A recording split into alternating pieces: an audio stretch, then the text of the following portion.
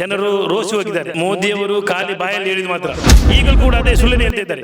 ಮೋದಿ ಅಂತವರಿಗೆ ಓಟ್ ಹಾಕುವುದಂದರೆ ಅದು ಒಂದು ಹುಚ್ಚತನ. ಕಾಂಗ್ರೆಸ್ ಪಕ್ಷ ಅಂದರೆ ಸಿದ್ದರಾಮಯ್ಯನವರು ನುಡಿದಂತೆ ನಡೆದಿದೆ.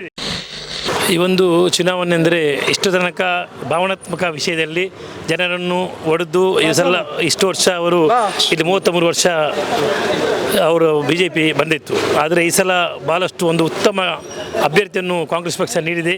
ಆದ್ದರಿಂದ ಈ ಸಲ ಯಾವುದೇ ಇದಿಲ್ಲದೆ ಕಾಂಗ್ರೆಸ್ ಪಕ್ಷ ಇಲ್ಲಿ ಖಂಡಿತ ಜಯಗಳಿಸಿದೆ. ಯಾಕೆಂದರೆ BJPಯವರಿಗೆ ಯಾವುದು ಸಹ ಇಲ್ಲ. ಅವರು ಖಾಲಿ ಭಾವನಾತ್ಮಕ ಜನರನ್ನು ಒಡೆದು ಇದು ಮಾಡ್ತಾಯಿದ್ದಾರೆ. ಒಂದು ವೇಳೆ ಕರ್ನಾಟಕದ ಜನತೆ ಸ್ವಲ್ಪ ಕೃತಜ್ಞತೆ ಸಲ್ಲಿಸಬೇಕು ಅಂತ ಇದ್ದರೆ ಕಣ್ಣು ಮುಚ್ಚಿ ಪ್ರತಿಯೊಬ್ಬರೂ ಕರ್ನಾಟಕದವರು ಕಾಂಗ್ರೆಸ್ ಪಕ್ಷ ಮತ ಹಾಕಬೇಕು. ಯಾಕೆಂದರೆ ನುಡಿದಂತೆ 5 ಗ್ಯಾರಂಟಿಯನ್ನು ಶೀಘ್ರವಾಗಿ ಅವರು ಸಿದ್ದರಾಮಯ್ಯ ಕೊಟ್ಟಿದ್ದಾರೆ. ಆದರೆ ಅವರಿಗೆ ನಾವೊಂದು ಕೃತಜ್ಞತೆ ಸಲ್ಲಿಸಬೇಕಿದ್ರೆ ಕಣ್ಣು ಮುಚ್ಚಿ ಎಲ್ಲರೂ ಕೂಡ 28ಕ್ಕೆ 28 ಅತ್ಯಧಿಕ ಬಹುಮತ ಓಟನ್ನು ಕೊಟ್ಟು ಇಲ್ಲಿ ಜಯಗಳಿಸಬೇಕು ಅಂತ ನನ್ನ ಅನಿಸಿಕೆ. ಯಾಕೆಂದರೆ ಜನರು ರೋಸಿ ಹೋಗಿದ್ದಾರೆ. ಯಾಕೆಂದರೆ ಇಲ್ಲಿ ಬೇರೆ ಅವರಿಗೆ ಏನೂ ಅಜೆಂಡೆ ಇಲ್ಲ. ಪರಸ್ಪರ ಧರ್ಮ ವಿರೋಧಿ ನೀತಿಯನ್ನು ಅನುಸರಿಸಿ ಇಲ್ಲಿ ಕಚ್ಚಾಟ ಮಾಡುತ್ತೆ ಪ್ರತಿಯೊಬ್ಬರಿಗೆ. ಆದ್ದರಿಂದ ನಾನು ಹೇಳುವುದೆಂದರೆ ಇಲ್ಲಿ ಪ್ರತಿಯೊಬ್ಬ ಜಾತಿ ಧರ್ಮದವರು ಎಲ್ಲರೂ ಕೂಡ ಒಂದು ಆಶೆ ಇದೆ. ಒಬ್ಬ ಬಿಲ್ಲವ ಕ್ಯಾಂಡಿಡೇಟ್ ಕೊಟ್ಟಿದ್ದಾರೆ. ಒಂದು ಉತ್ತಮವಾದ ಜನಾರ್ದನ ಪೂಜಾರಿ ಶಿಷ್ಯನಿಗೆ ಕೊಟ್ಟಿದ್ದಾರೆ.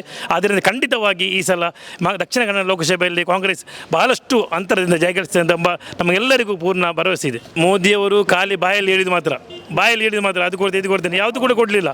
ಈಗಲೂ ಕೂಡ ಅದೇ ಸುಳ್ಳನೆ ಹೇಳ್ತಿದ್ದಾರೆ. ಸುಳ್ಳೇ ಬಂಡವಾಳ ಅವರದ್ದು. ನಮಗೆ ಅದರ ಅಗತ್ಯ ಇಲ್ಲ. ನಮ್ಮದು ಎಂದರೆ ಕಾಂಗ್ರೆಸ್ ಪಕ್ಷ ಅಂದರೆ ಸಿದ್ದರಾಮಯ್ಯನವರು ನುಡಿದಂತೆ ನಡೆದಿದೆ. ಯಾರು ಕೂಡ ಸಾಧ್ಯನೇ ಇಲ್ಲ. ಜನ್ಮದಲ್ಲಿ ಯಾರು ಕೊಡಲಿಕ್ಕೆ ಸಾಧ್ಯ ಇಲ್ಲ. 5 ಗ್ಯಾರಂಟಿ ಹೇಳಿದ್ದಾರೆ, ಅದನ್ನು ಕೊಟ್ಟಿದ್ದಾರೆ.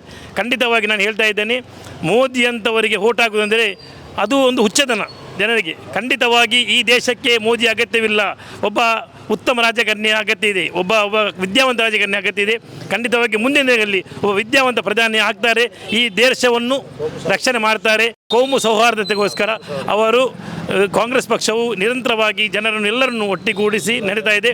ಆದ್ದರಿಂದ ನಾವೆಲ್ಲ ಇಡೀ ಕರ್ನಾಟಕ ಜನತೆಯಲ್ಲಿ ವಿನಂತಿ ಮಾಡುವುದೇನೆಂದರೆ ತಾವೆಲ್ಲರೂ ಕೂಡ ಯಾವುದೇ ಪ್ರತಿಫಲವನ್ನು ನಿರೀಕ್ಷಿಸದೆ ಕಾಂಗ್ರೆಸ್ ಪಕ್ಷಕ್ಕೆ ಮತವನ್ನು ಕೊಡಬೇಕು. ಈ ದೇಶದಲ್ಲಿ ಮತ್ತೊಮ್ಮೆ ಕಾಂಗ್ರೆಸ್ ಆಡಳಿತ ಬರಬೇಕು ಅಂತ ಈ ನಿಮ್ಮ ಮೀಡಿಯಾ ಮೂಲಕ ವಿನಂತಿ ಮಾಡ್ತಾ ಇದ್ದೇನೆ. ನಿಮ್ಮ ಹೆಸರು ಸರ್? ಸಂಶುದ್ದೀನ್.